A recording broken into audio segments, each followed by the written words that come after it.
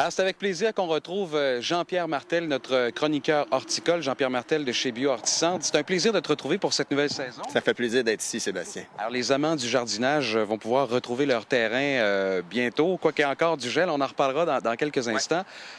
Les cèdres, c'est toujours très populaire. Il y a une guerre de prix actuellement. Incroyable.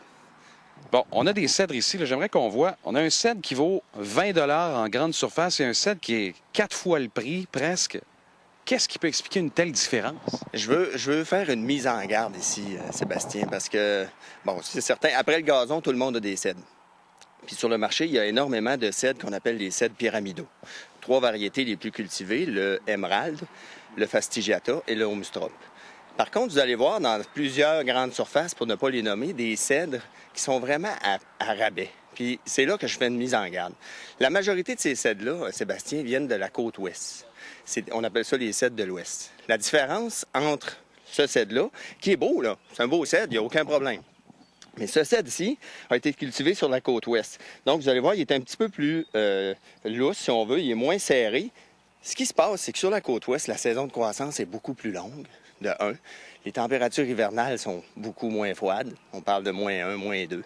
Donc, ce cèdre-là n'est pas aussi bien acclimaté que, par exemple, la même variété. Ça, c'est un cèdre qui a été cultivé au Québec. On voit qu'il est beaucoup plus fourni. Plus fourni, il est plus dense aussi. La seule différence, c'est que ce cèdre-là a peut-être poussé à on parle d'un cèdre de 5 pieds, Emerald, peut avoir pris environ 3 ans sur la côte ouest à pousser. Le même cèdre, ici au Québec, on parle de 5 à 6 ans. Mais c'est quoi l'avantage de payer plus cher? Celui-là est plus cher, il a poussé au Québec. Pourquoi le consommateur devrait être prudent avec ça? C'est que ce cèdre-là est acclimaté à nos températures hivernales. Le problème, ça fait 10 ans qu'ils sont sur le marché, Sébastien, puis il y a beaucoup de retours. Puis moi, je le dis souvent aux clients, assurez-vous de choisir une plante qui est bien acclimatée. Le taux de succès de ces cèdres-là, puis là, je pèse mes mots, on parle d'environ 25 %. Jean-Pierre, c'est la météo en folie. On a eu du 30 degrés au mois de mars. Là, on a des périodes de gel au mois de mai. À quoi on devrait faire attention? Est-ce qu'il est trop tôt pour se lancer puis ouvrir nos terrains? Bien, les plantes qui sont sur place, ça, il n'y a pas de problème. On a eu un gel la semaine dernière, donc oui, ça a été froid. Mais Sébastien, les nouveaux tissus, on pense souvent que les petites pousses toutes frêles, c'est les plus fragiles. Et non, ils sont plus résistantes que les tissus un petit peu plus matures. Donc, les gels qu'on a eu la semaine passée, il y a eu quand même pas beaucoup de dommages.